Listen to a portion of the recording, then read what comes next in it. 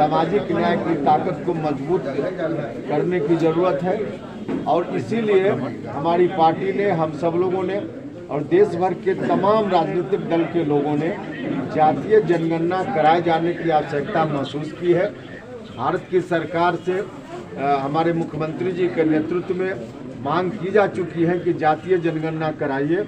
मांग अभी तक लंबित है, लेकिन इसी बीच जो खबर आ रही है पक्की खबर नहीं है। सूत्र के हवाले से मीडिया के माध्यम से जो खबर आ रही है वह खबर एक तरह से कहिए कि चौंकाने वाली खबर है, दुख पहुंचाने वाली खबर है।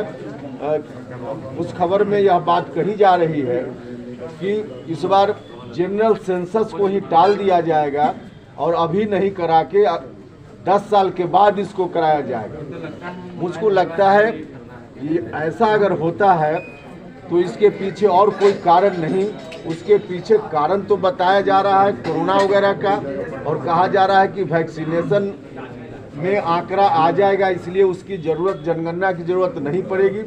लेकिन वैक्सीनेशन के चलते या किसी दूसरे माध्यम से जो आंकड़ा आएगा वह आंकड़ा जातीय जनगणना या जनरल जो सेंसस होता है उस काम को नहीं पूरा कर पाएगा वो आंकड़ा, क्योंकि इसमें सिर्फ लोगों की गिनती आ सकती है।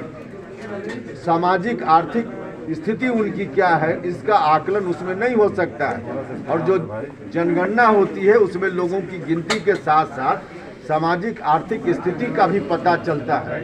लेकिन उसके बावजूद अगर बढ़ाया जाता है 2031 तक, जैसा कि कहा जा रहा है खबर के माध्यम से, तो यह दुखद होगा और मुझको लगता है कि कहीं ना कहीं एक साजिश के रूप में देखा जाएगा।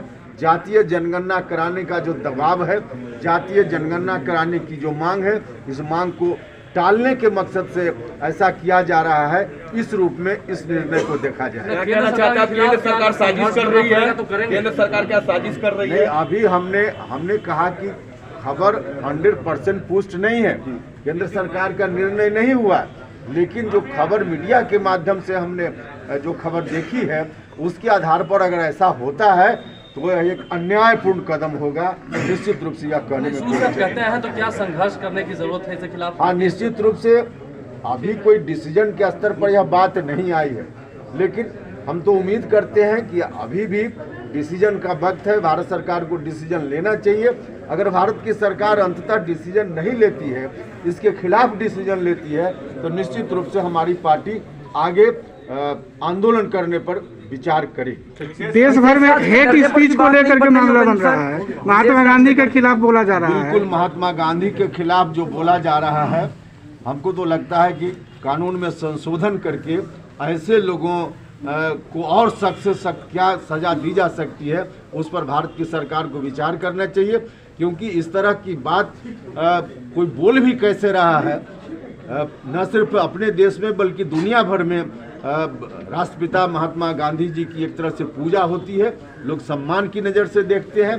कहीं भी अन्याय होता है तो गांधी जी को लोग याद करते हैं, और उसके लिए उनके लिए इस देश में ही कोई व्यक्ति भाषण दे पब्लिकली तो यह बहुत ही गलत है। भारत की सरकार को या संबंधित जो जहां भी इस तरह का स्पीच हुआ है वहां की राज्य की सरकार को अविलंब सख्त से सख्त कदम उठाना चाहिए। उपेंद्र जी, आपने कहा कि संघर्ष की जरूरत है, निश्चित तौर पर जातीय जनगणना पर, तो विशेष राज्य के दर्जे पर भी तो बात नहीं बन पा रही है। उसके बारे में तो हमने कहा ही है पहले कि विशेष राज्य का दर्जा बिहार का हक है, निश्चित रूप से मिलना चाहिए, हमने पहले भी कहा। राबड़ी देवी ने हमला किया है मुख्यमंत्री पर, कहा है कि आज़ादी से पहले पैदा हुए थे, उन्हीं को सारा जानकारी है।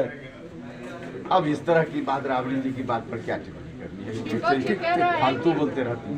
नया साल में सरकार की पोल खोलकर रख देंगे, सिर्फ और सिर्फ सरकार अपनी मनमानी करने। अच्छा, उसी तरह के विपक्ष की बातों पर भरोसा आप लोग कर रहे हैं, जिस विपक्ष ने एक बार नहीं अनेक बार कहा कि 1 महीना में सरकार चली जाएगी, 2 महीना, अब फिर कह रहे हैं, रोज रोज वही बात कर रहे हैं, तो इसका मतलब उनकी बात में कितना खोखलापन है ये पहली बार देखना है क्या? ठीक है, बहुत धन्यवाद।